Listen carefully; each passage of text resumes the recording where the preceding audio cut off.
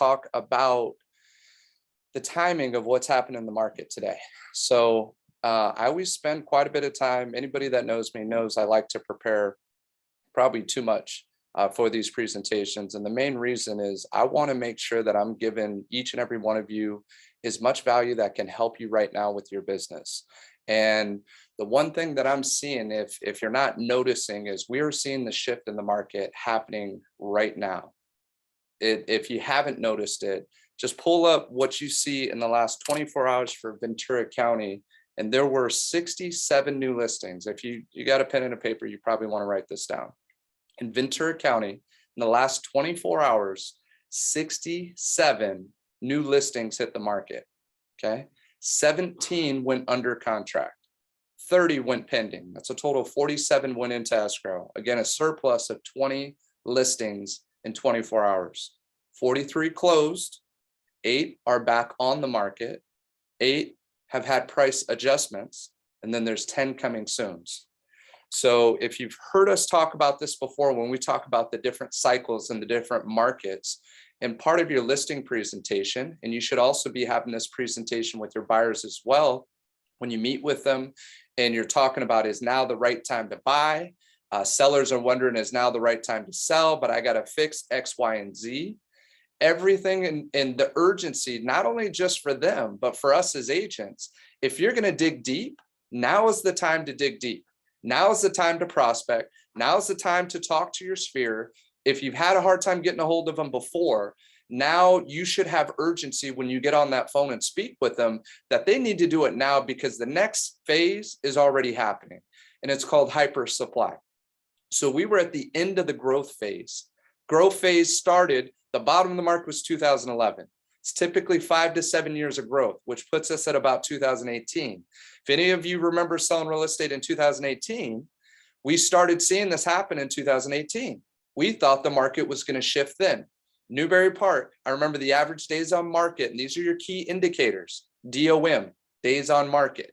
So when you pull the MLS up, there's certain trends and things you can look at right now that you can coach your clients to that can help them win in getting their offers accepted. When it has seemed impossible for almost the last year to 2 years to get an offer accepted, because we're still seeing 16 offers come in, 18 offers come in.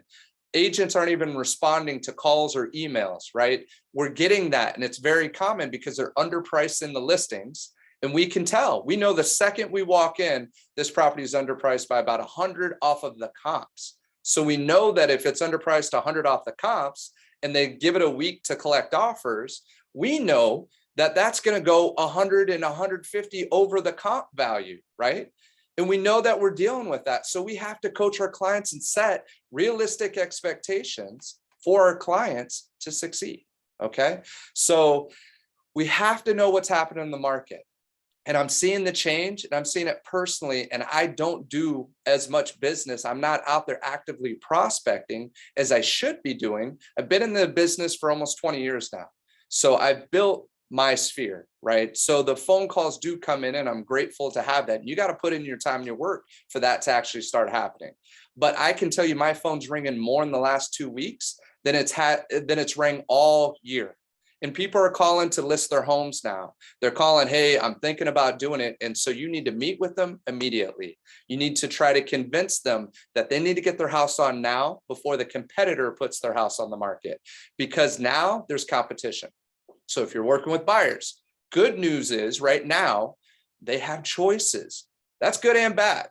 The reason why that can be bad is because what they're going to do is what our last buyer did. We showed them 3 properties. One they loved and fell in love with that we knew was underpriced, that we couldn't even get a response from the listing agent. Second one, also another beautiful property that's priced very well. Third one was an okay property, right? That was the property. That was the one that was on the market for 22 days on the market. They did a $10,000 price drop. Which one do you think they have the highest probability of getting their offer accepted? 1, 2, or 3? 3, right? The one that had 21 plus days on market and they did a $10,000 price drop. The other properties are set up to create these bidding situations that you're waiving appraisals, that you're having to take it as is. All the inspections, everything's being done up front. That third property, on the other hand, you can negotiate. Okay, those opportunities are out there, but we have to coach our buyers towards realistic expectations, thinking outside the box. How are they going to win? And if you got a buyer who's got a time crunch and has to be in a property within 2 weeks or 3 weeks, they don't have time to mess around. So it gets very challenging and very disheartening when they've lost and they've lost and they've lost and they've lost. So our job as strong leaders is to inspire hope. It's to let them know that it is going to get better. And that's the good news, is there are options now. Now they're actually having 3 properties to pick between.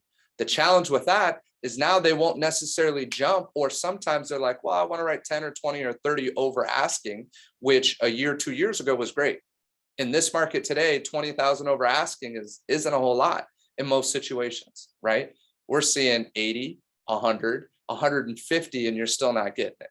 So it's a very interesting market, but the good news I can tell you is that if you're out there plugging away right now, if you're working open houses right now, if you're door knocking right now, if you're calling people right now, you're going to get more receptiveness right now because the rates are going up.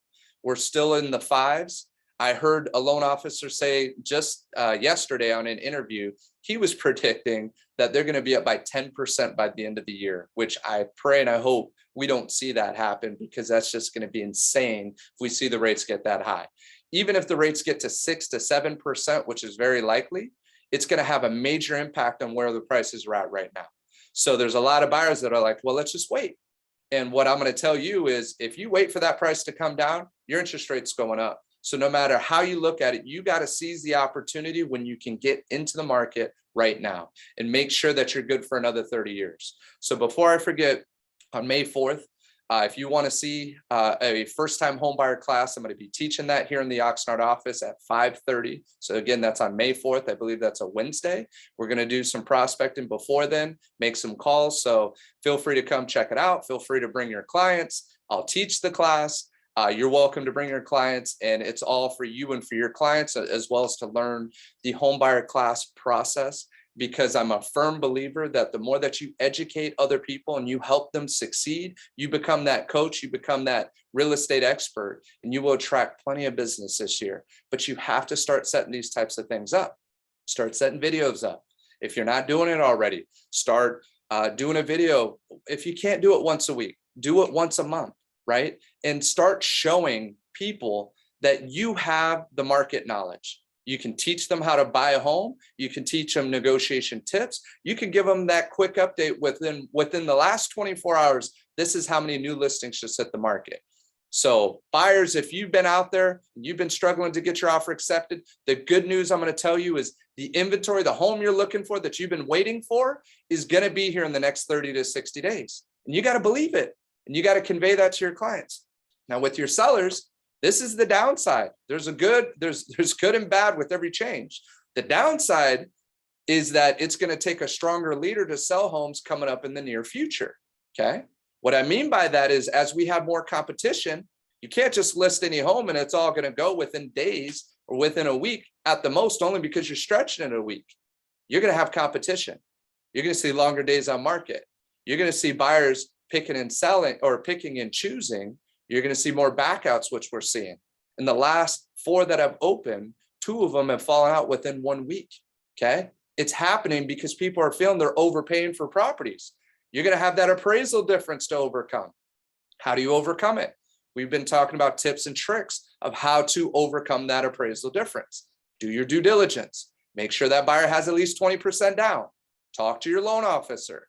Check with your loan officer and see what's that difference. And real quick situation on that, because I want to give you as much content as I can to succeed, is one came in, the buyer bought it at 675. It appraised at 660. That's a $15,000 difference, right? Buyer had 20% down. Guess what the difference was that buyer had to pay for our seller to get 675? Most people would think 15K. Feel free to message. Hope I didn't lose you guys all on here. Okay, it's not 15,000. Answer was actually $1,500. It's the mortgage insurance difference. Okay. Now they got to pay upfront mortgage insurance, $1,500. Their monthly payment stays the same. Their money down stays the same. It's not a $15,000 gap. It's a $1,500 gap. How critical do you think that is if you're waiving the appraisal and you can go to an agent? And this is a true story. The price that we were writing, the appraisal could come in 50,000 less than the price we were writing. Buyer had 20% down, and their difference out of pocket would be $4,400, $4,400, not $50,000. So how much stronger does that look when you put your intro email and your intro letter and you say, Mr. and Mrs. Seller, you will get your high price. We know the comps are down here.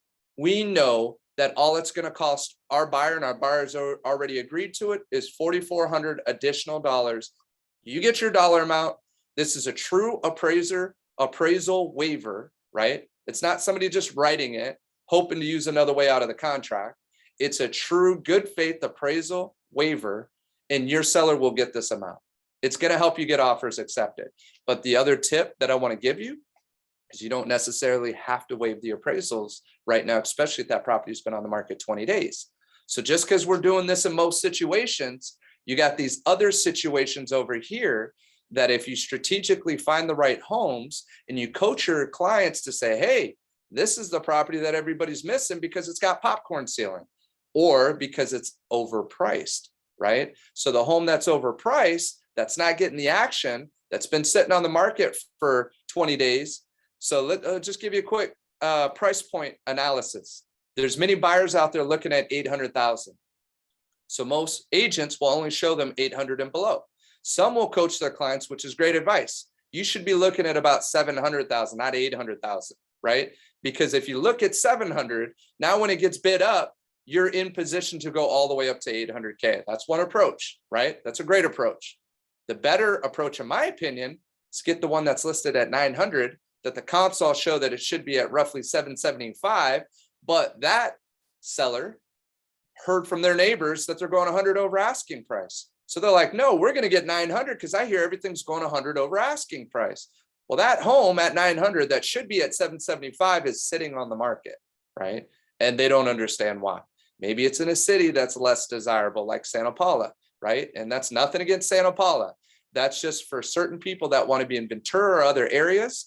It's going to sit a little bit longer, especially if it's at almost the 900 price point. I'm using that example because I just had it happen. And I had a client who bought that property and then got cold feet. Okay. But there's a reason why those homes are sitting a little bit longer for whatever reason. It could be the schools, it could be the neighborhood. It could be it's a little bit more of a smaller city. And do we have as many amenities, right? Do we have as many restaurants? It could be so many different factors, but there are homes out there. You're seeing the price drops. You're seeing the back on market. There are homes that are out there that are better opportunities, that your probabilities went through the roof of getting your offer accepted. Okay. Does that make sense? That's huge. I say, hey, I'm from Santa Paula. Love that, Armani. That one was for you, Armani. You're from Santa Paula as well. I love it. Okay. Nothing against Santa Paula. Okay. Some of my best friends, born and raised, love it there. They're grateful they got their home there. Okay. So that was a special shout out for you, Armani. So anyways, getting back to it, and I'm glad you're listening. At least I know one person's on here listening. There are some great opportunities, and we have to be strong in coaching our clients. And that's probably the hardest thing, because we always want to cater to them. We always want to ask them, what are your needs? What are your wants? What are your expectations? But we have to set proper expectations. We can't just let our clients run. They aren't the experts. We're the experts. So when we're out there showing them 20 different properties and they're all over the place and they're getting confused between homes, but now because there's so many options out there, it's like, well, I like this in this property. I like the yard in this property. I like the city in this property. I like the pool over here. If I could take the best of each of these properties, I'd have the perfect property. Do you see what choices do? Choices will create hesitation. And the biggest problem is it's going to create hesitation on that one property that I used to call the shiny penny approach, which was the best home in any price bracket between 800, if they're approved up to 800. So between 7 and 8, there's one home that is the best priced home that has the best value, that they priced it well, and it offers all the benefits and features. And just so you know, that's what a buyer buys. not what they think that they want to get. They buy the best deal that they can afford at the time that they're qualified for it. That's what they purchase, okay? In this market, that shiny penny is almost, it's like stay away, right? You go towards that shiny penny, you are competing against 20 other offers. You've had 100+ people come through that place. They've been working it Saturday, Sunday with appointments. You can't even get a hold of the agent. That's the shiny penny in this market. So I'm saying, look for the dirty quarter or nickel or whatever you want to call it, right? The one that everybody's passing up because the shiny penny is right up the street. Does that make sense? That's the one that you want to coach towards. If you do that, you're going to get more success with your clients. You're going to have more negotiating power. And as this market continues to fill up some, you're going to see some opportunity. So that's, I want to finish with that on the buying side. I'm going to, one last thing on the listing side, because it's critical that you understand. We have to be stronger in setting proper expectations for our sellers. You can't just list it at any price anymore.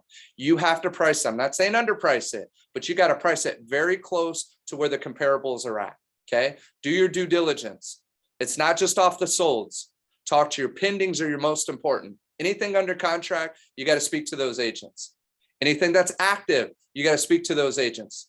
There's not a whole lot. It's starting to fill up, but talk to those agents and you say, okay, I seen you've been on the market for a week, and tell them, say, hey, I'm sure you're way over asking price right now. And they'll say, no, actually, I'm not. We're kind of surprised we're not getting the action we're looking for. But we've had a lot of showings, just people threatening to say offers, but no offers in. Okay. So we know that property's a little overpriced. Okay. So we need to be strategic, not make the same mistake that that other agent made, right? In listing the home. We can't discount on the commission. And this is not, always got to be careful with this conversation.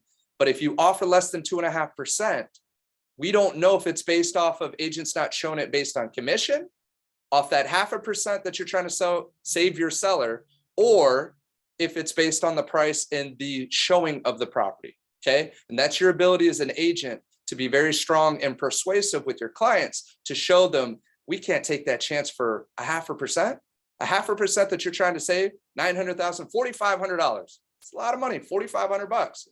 But I think 10, 50, 100,000 over asking price is worth the risk of spending $4,500. And the good news is if we don't get the results that we're looking for, you don't get way over asking price or quite a bit more than what we were anticipating, then guess what?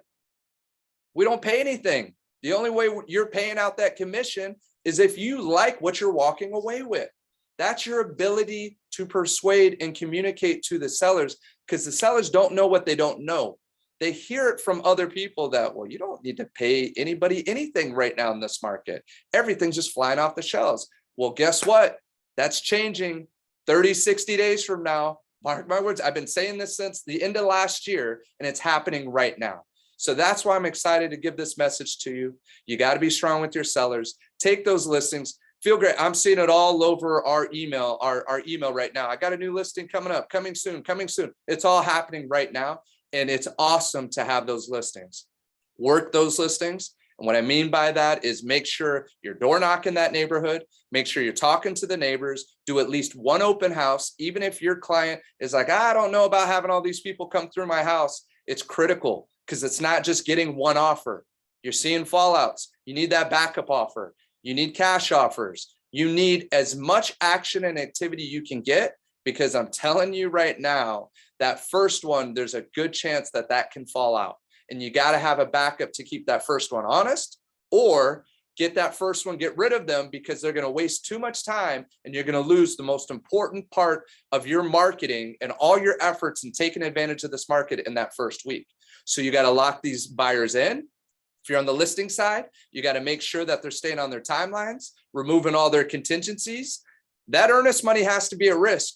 If it's not at risk, there's going to be a new property that comes up 2 weeks from now that's going to throw off that buyer that you've been working hard to meet all their needs and do all those things. And that's another thing that's going to change. The as-is sales aren't going to happen. The waiving the appraisals aren't going to happen. All this is going to change. And my guess is it's going to change in the next 60 days, 30 to 60 days. That's my prediction. So I hope that was helpful.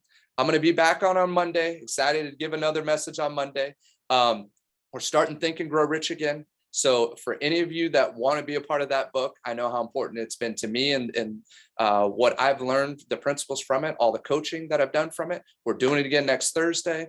I'm debating on whether we do 8 a.m. or 10 a.m. We have a 9 o'clock manager meeting. We'll probably do 10 just because I want to get as many people in there as possible. Okay. And then we'll talk for the future if it's going to be 8 a.m. or 10. I don't like doing it too late because that's our prospecting time.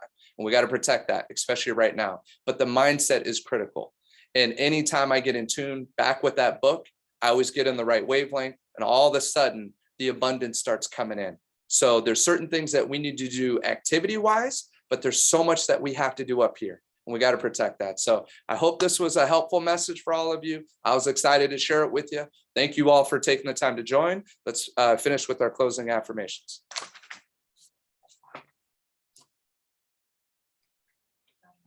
Yep. So it's a second half right there. Okay.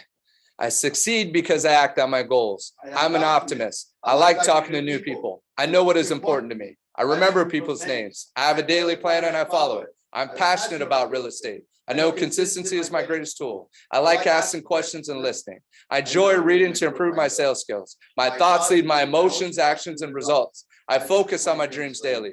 My presentation is powerful and persuasive. I improve my skills daily. I am happy. I love to prospect because it feeds my business. I see my future and it is awesome. I love my life. I'm grateful and thankful. I control my thinking. I believe in me. I feel outstanding. I use my beliefs and optimism to succeed daily. I get things done. I provide excellent customer service. I drink water daily. I connect with people. People love me. I love others. I'm disciplined and accountable to my daily schedule. I prospect daily. I set appointments daily. I'm a master persuader. I achieve my goals. I'm a real estate rock star. I'm passionate about my life. I live every day with purpose. I'm confident in my sales skill. I know my destiny. I'm healthy and strong. I'm powerful. I'm unstoppable. I keep positive, exciting, fun, productive thoughts in my mind at all times. Yes. Thank you guys. You guys all have a great weekend. Enormous amounts of success. And I'll see you again on Monday. Thank you, Elena. Take care.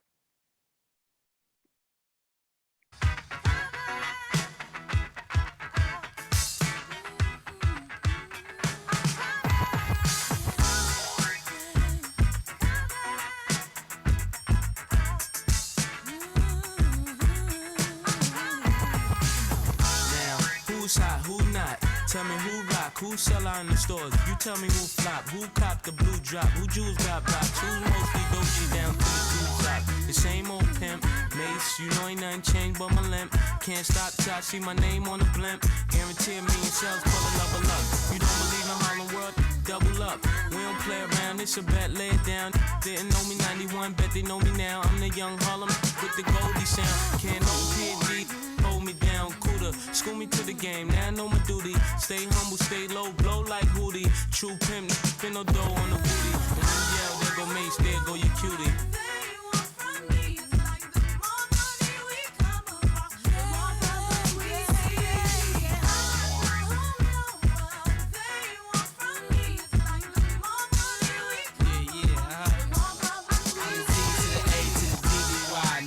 See me die than to see me fly. I call all the shots, rip all the spots, rock all the rocks, cop all the drops. I know you thinking now when all the ball is stopped. Never home, gotta call me on the yacht. 10 years from now, we'll still be on top. Yo, I thought I told you that we won't stop. Now what you gonna do with a crew that got money much longer than yours? And a team much stronger than yours. Violate me, this a BO day. We don't play, mess around, be DOA. Be on your way, cause it ain't enough time here. Ain't enough lime here for you to shine here. Deal with many women, but treat down's fair. And I'm bigger than the city lights down in Times Square. Yeah, yeah, yeah.